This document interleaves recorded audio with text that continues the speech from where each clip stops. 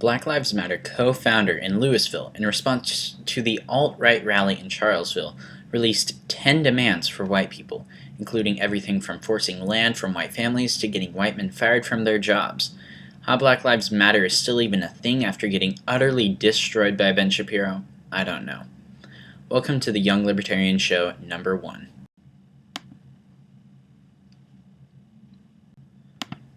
Chanel Ham, co-founder of Black Lives Matter in Louisville, recently listed 10 demands for white people in Leo Weekly. It reads, Number 1. White people, if you don't have any descendants, will your property to a black or brown family, preferably one that lives in general poverty. 2. White people, if you're inheriting property you intend to sell upon acceptance, give it to a black or brown family. You're bound to make that money in some other white privileged way. So you're telling me that if my family needs money and I inherit land, instead of saving my family or making extra money that could largely benefit me and my family, I have to turn around and hand it off to somebody? What about whites who live in poverty? And why should you get to decide what I do with my property? Because regardless of what I'm going to do with my land, you don't get to step in and steal it from me. 3. If you are a developer or realty owner of multifamily housing, build a sustainable complex in a black or brown blighted neighborhood and let black and brown people live in it for free. Reality check.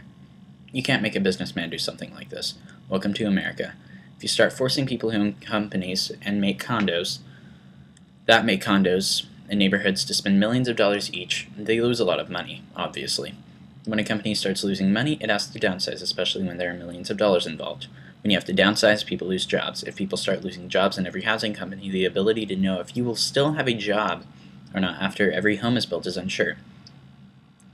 People will start getting new jobs that don't need to fire as much. When you lose enough workers, the business goes out of business. And if all the housing businesses are gone, who's going to build our homes? White people. Number 4. If you can afford to downsize, give up the home you own to a black or brown family, preferably a family that lives in general poverty. Why not just give it to somebody who lives in poverty? I don't understand why only blacks get this privilege. Oh, and white people. If you can afford to live in a smaller house, you have to do that. You have to buy the house so that another family can live in it. The house you worked to earn. Oh, but black people don't have to. They can keep what they earn. Only whites. Number 5. White people. If any of the people you intend to leave your property to are racist a-holes, change the will and will your property to a black or brown family, preferably a family that lives in general poverty. I will give my property to whoever I want, thank you very much, most likely the person who pays the highest. 6. White people. Rebudget your monthly so that you can donate to black funds for land purchasing. Only black people can use your money, not whites, no matter how poor. Number 7. Especially white women, because this is y'all's specialty. Nosy Jenny and meddling Kathy. Get a racist fired. Y'all know what the F they be saying. You are a conflict when you ignore them. Get your boss fired too, cause they racist. You can fire your boss as long as he isn't the CEO. 99.7% of companies are immune to this, as they are small businesses. Backing up to number 7, number 8. This should be easy, but all those sheetless Klan, Nazis, and other little d white men will all be returning to work. Get they A fired. Call the police even. They look suspicious. This is the most ghetto accent I've ever read. So get all white men fired? You're telling white women to get white men fired because they're white. And little d, I'm extremely offended by this. Okay, number 9. Okay, backing up to number 8. If any white person at your work, or as you enter in spaces and you overhear a white person praising the actions from yesterday, Charlottesville, first, get a pic. Get their name and info. Heck, find out where they work. Get them fired. But certainly address them, and if you need to, you got hands. Use them. So people, if you hear anything positive about Charlottesville, beat the crap out of them, because that's absolutely how we do things in this country. We just beat the crap out of people who disagree with us. That's what he's calling for. Number 10. Commit to 2 things. Fighting white supremacy where and how you can. This doesn't mean taking up knitting unless you're making scarves for black and brown kids. Of course, not white people in need, and funding black and brown people and their work. But don't fight actual racism when it smacks you in the face, like this. Imagine a white man writing this. Now replace every time he says black or brown with white. How many riots do you think there would be in the next week? How many cops do you think would be killed on the street? How long would it take for him to get fired and his family stranded on the street because nobody would hire them? There are people in the news calling for Confederate statues, and statues of past slave owners, even George Washington, to be taken down because of something that happened years ago. But I don't see anyone going out and saying, racist Black Lives Matter leader calls for oppression against whites, because that's what this is. It's a black supremacist calling for extreme oppression against whites. How long until we, as a country, wake up and see who all in this country are real white supremacists like this man? Which, speaking of which, brings me to my next part. Democrats continue to push for the taking down of Confederate statues because of their ties to slavery. Here's the truth about the Confederacy. If you wave a Confederate flag, you're anti-American.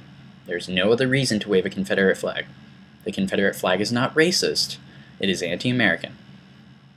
The reason I hear most in defense of the Confederate flag, the people that wave them, is they had ancestors that fought for the Confederacy. I had ancestors that fought for the Confederacy. But just because this is so does not mean you can throw up an anti-American symbol and expect everybody to be completely fine with it. I will say the Confederate flag is not racist. If you think the Confederate flag is racist, you need to pay attention in history. And if you already graduated, you shouldn't have. As for the statues, they are not racist. It would be like having a statue of King George III in New York, or like a statue of George Washington in Britain.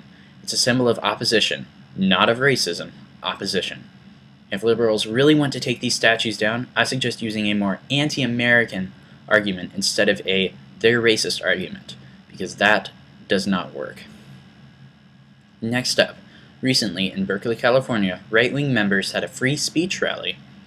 This became hectic when thousands of Antifa members showed up and started beating the crap out of who they claimed to be alt-right members, even though there was no evidence to support those claims whatsoever. Where were the police, you ask? They were told to stand down. Why? For fear of creating even more violence. So they say.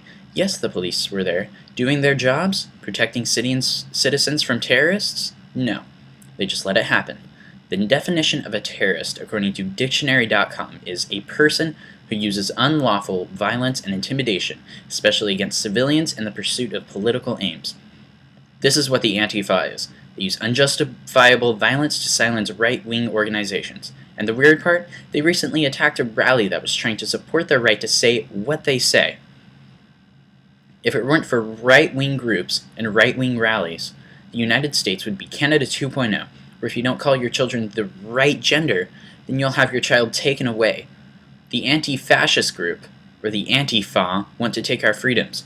Who are the real fascists? The people calmly holding the sign saying that people should be able to say what they want to say, or the people beating up the pro-free speech believers on the street and saying that free speech is a terrible, disgusting thing that only fascist alt-right people believe in? We need to label Antifa as a terrorist organization. Because that's what they are. They are a threat to all civil liberty in the nation and the good people who live in it. Some good news. Hey, there may be aliens out there, what do you know? On August 26th, scientists heard repeating fast radio bursts, or FBR. Most don't repeat, but in 2016, one did. They called it FBR 121102. Recently, it happened again. The Daily Wire says, quote, some explanations have been offered for the source of the FBRs, or FBRs, such as a neutron star collapsing into a black hole that would only produce one burst, not a repetitive pattern. Another explanation, that a young, highly magnetized neutron star might be the source, is problematic, such as none have been detected in the region of space from where the FBR came. So, for all we know, there could be some other life forms out there. I think it'd be a huge waste of space if there wasn't. Thanks for joining me on the Young Libertarian Show this week. I'll see you next week.